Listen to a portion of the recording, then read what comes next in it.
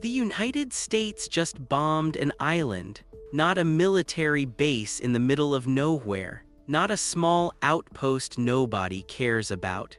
Iran's Kharg Island, the single piece of land responsible for moving 90% of Iran's oil exports out to the rest of the world. Let that sink in for a second.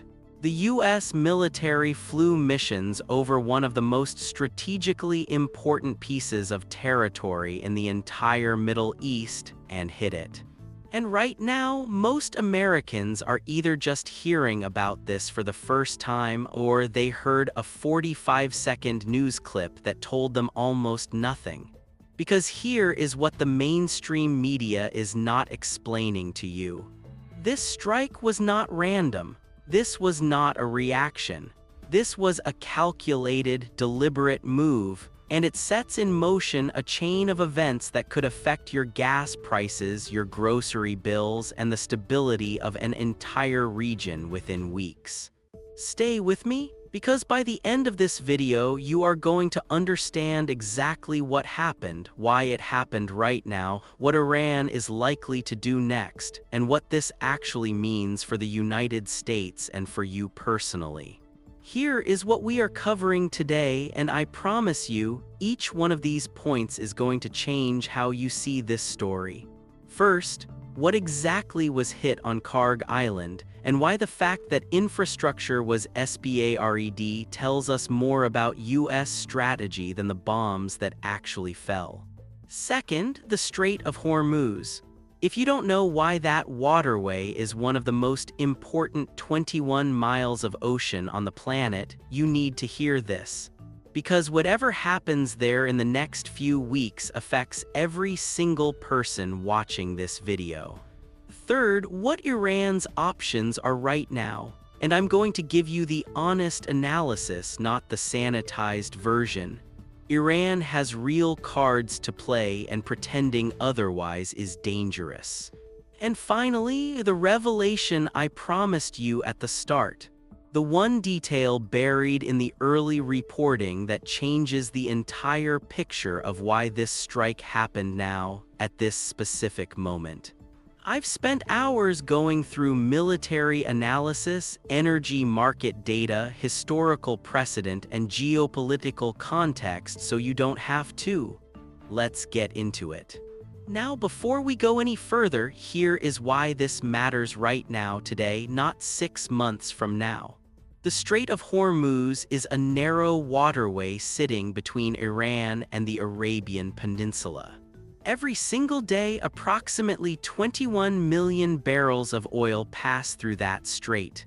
That is roughly 21% of all the oil traded globally every single day. Saudi oil, UAE oil, Kuwaiti oil, Iraqi oil. All of it funnels through that 21-mile-wide choke point. And Kharg Island, the island that was just struck, sits at the top of the Persian Gulf, directly connected to the pipeline systems that feed oil into tankers that then travel through that strait. Here is the data point that should make every person watching this pay close attention. The last time there was a major military escalation near the Strait of Hormuz, in 2019 when tankers were attacked, oil prices jumped 15% in a single day.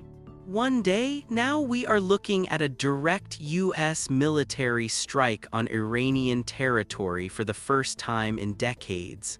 The global oil market is already watching. Analysts are already running numbers. And the decisions made in the next 72 hours by Tehran, Washington, and Riyadh will determine whether this stays contained or becomes something much larger. This is not a story you can afford to half pay attention to. This is the story right now, and here is the part that almost nobody in mainstream media is connecting. Stay with me, because this is where it gets really important. Let's start with the basics, because the basics themselves are remarkable. Kharg Island is a small island in the northeastern Persian Gulf, about 25 kilometers off the coast of Iran. It is not famous for its beaches. It is not famous for its history. It is famous for one thing and one thing only: oil. At its peak, Kharg Island handled somewhere between 90 and 95% of all Iranian oil exports. The pipelines, the storage tanks, the loading terminals, it is the beating heart of Iran's oil economy. Iran's oil revenue funds its government, it funds its military. It funds its proxy forces across the region in Lebanon, in Yemen, in Iraq, in Syria. Without Kharg Island functioning, the financial engine of the Iranian government starts running on fumes. So when the United States decided to strike, and this decision was not made lightly, this went up the entire chain of command. They chose Kharg Island for a specific reason. Now here is the surprising fact that most coverage is glossing over. The US military reportedly spared the oil infrastructure. The storage tanks not destroyed. The loading terminals not destroyed. The pipelines not destroyed. What was targeted were military installations on the island, anti-aircraft systems, command and control facilities, military personnel positions. Why does that matter? Because it tells you the exact message Washington was sending to Tehran. And it was not "we are destroying your economy." It was "we can destroy your economy at any moment we choose, we just chose not to this time." That is a very specific kind of warning. It is a demonstration of capability combined with deliberate restraint. Military strategists call this escalation control. You show your enemy the full extent of what you could do, and then you pull back just enough to give them a choice. React and escalate, or back down. The United States has used this playbook before. In January 2020, when General Qasem Soleimani was killed in a drone strike at Baghdad airport, the strike was precise, targeted, and designed to send a message. Iran responded with ballistic missile strikes on Iraqi bases housing US troops, but those strikes were telegraphed hours in advance, allowing American soldiers to take cover. Almost as if both sides were carefully managing the temperature. This Kharg Island strike follows a similar logic: massive in symbolic terms, controlled in actual damage. But here is the question that should be in your mind right now, and we are going to answer it in Section 3. Does Iran see it the same way? Because their read of this situation is the only one that matters for what comes next.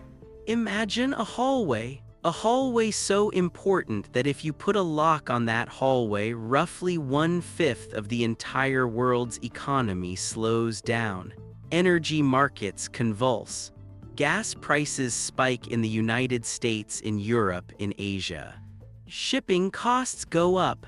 And because everything gets shipped, your food, your electronics, your clothes, the price of almost everything goes up with it.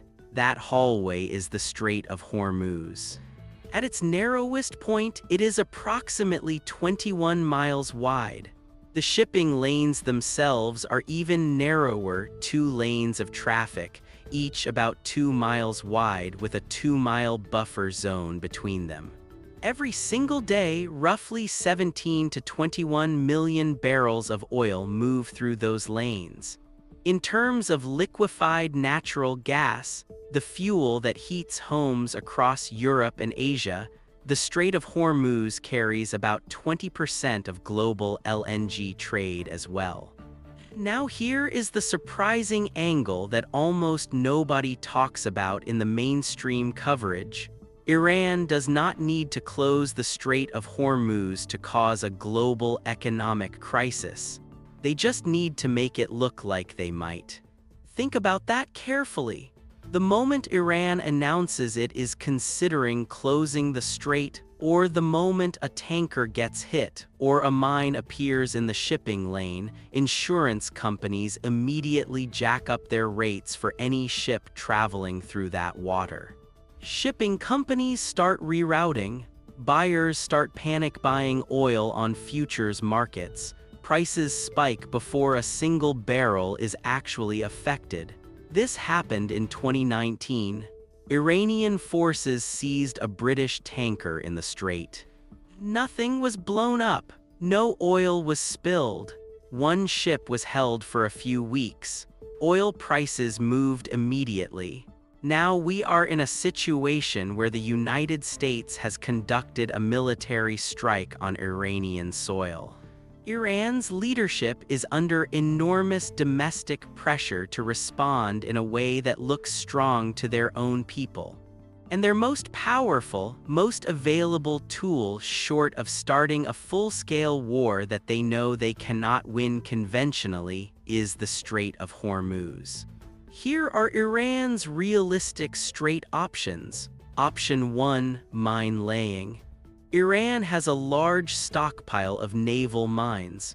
Dropping mines in the shipping lanes does not require a navy that can fight the US fleet. It just requires small boats at night. The psychological effect alone, the uncertainty of whether mines are present, disrupts shipping. Option 2, tanker harassment. Iran's Revolutionary Guard Navy has fast attack boats.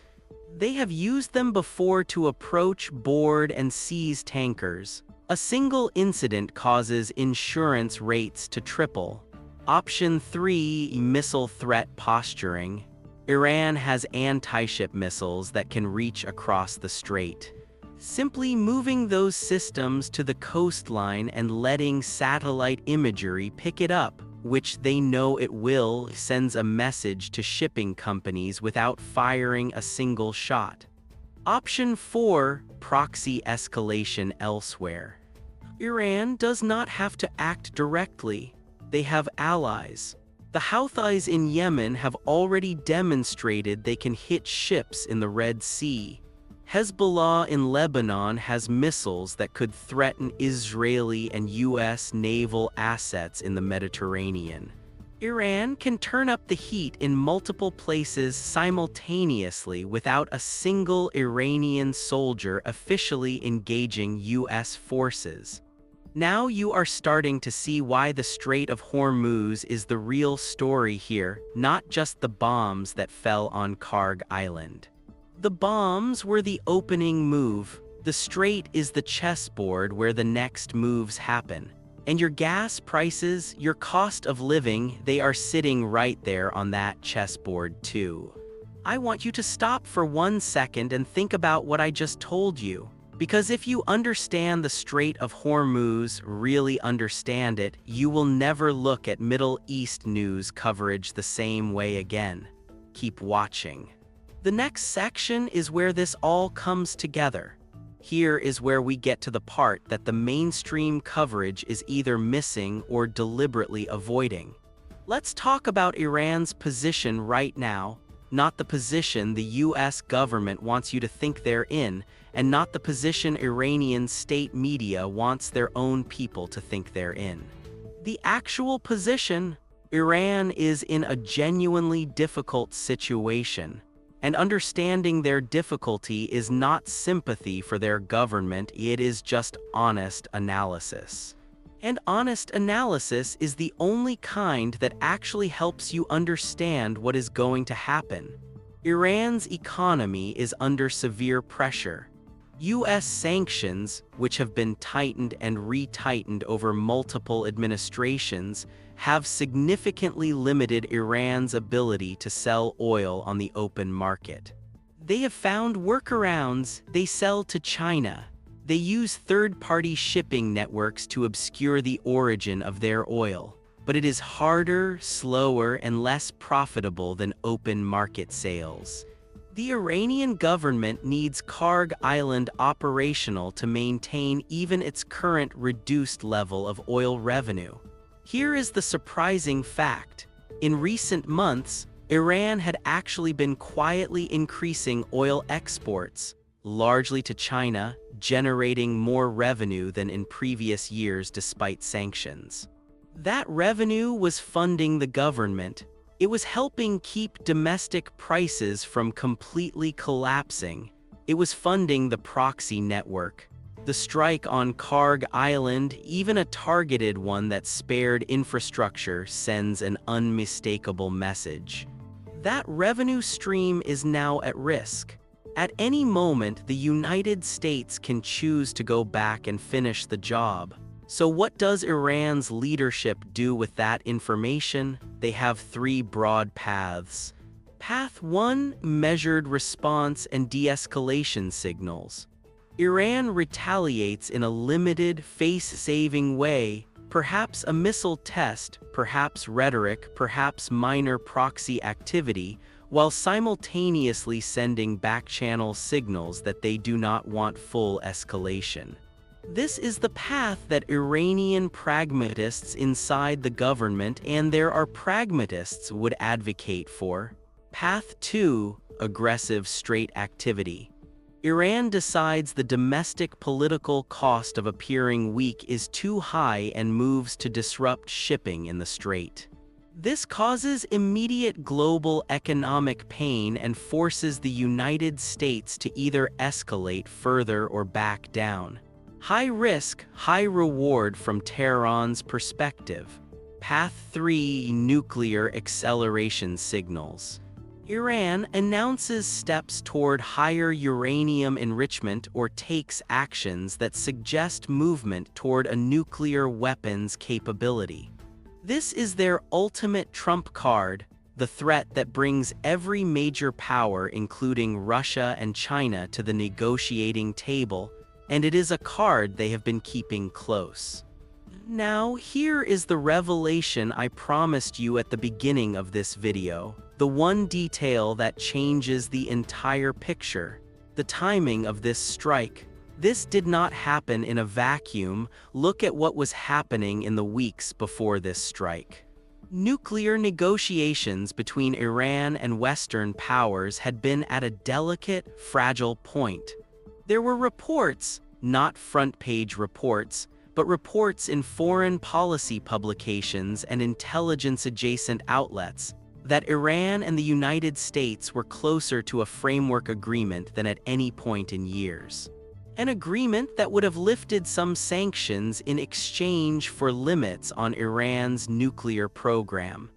Now ask yourself, why would the United States conduct a major military strike on Iranian territory at the exact moment when a diplomatic breakthrough might have been possible? There are two possible answers, and they lead to very different conclusions about what Washington actually wants here. Answer 1. The strike was triggered by specific intelligence about imminent Iranian military action, perhaps in the Strait, perhaps against U.S. assets, and the administration decided a preemptive strike was necessary to prevent something worse. In this reading, the strike was defensive, urgent, and the timing was forced by events on the ground. Answer 2. There are elements within the U.S. foreign policy and military establishment who do not want a nuclear deal with Iran, who believe Iran cannot be negotiated with, who believe the only language Tehran understands is force, and who saw a moment of diplomatic progress as the exact wrong direction. In this reading, the timing was not accidental. It was strategic sabotage of a diplomatic process. I am not telling you which answer is correct. I genuinely do not know. Nobody outside a very small circle of decision-makers knows for certain right now. But I am telling you that question, why now, is the most important question anyone covering this story should be asking, and most of them are not asking it. Everything I just told you about the timing, write that down.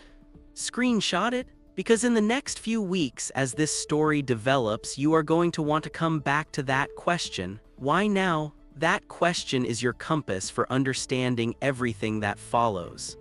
Let me bring this all together for you because you came here for clarity, and that is what I am going to give you. The United States struck Kharg Island. They hit military targets and spared oil infrastructure.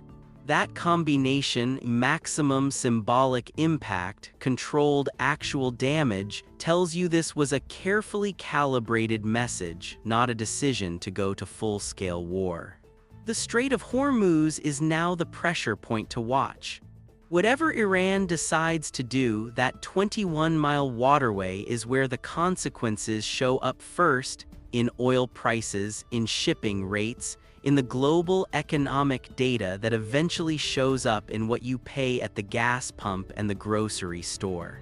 Iran's response will be shaped by one overriding calculation. How do we look strong enough to survive politically at home without doing something that brings the full weight of the US military down on us? That is a very difficult needle to thread, and they may not thread it perfectly. And the timing question, why this strike happened at this specific moment when diplomacy was showing signs of life, that is the question that will define how history records this decision. Here is my honest opinion, and you can push back on this in the comments. I believe this strike was not inevitable. I believe there were diplomatic paths that had not been fully exhausted. I believe the American people deserve a transparent explanation of exactly what intelligence led to this decision at this exact moment, and right now, we do not have that explanation. That does not mean the strike was wrong. It might have been entirely necessary based on information we do not yet have. But in a democracy, the people have a right to demand that explanation. And the job of channels like this one is to keep asking the question until we get an answer that actually holds up to scrutiny. You are now more informed about this story than the vast majority of Americans who saw a headline and moved on. That matters. An informed public is the only real check on power that exists in a democracy. And that is why what you do next actually matters. If this breakdown gave you something, hit subscribe right now, not for me, because this story is not over. In the next 72 hours, Iran will respond in some form. And when they do, I will be right back here breaking down exactly what it means and what comes next. You do not want to miss that video. Leave me a comment with this one question.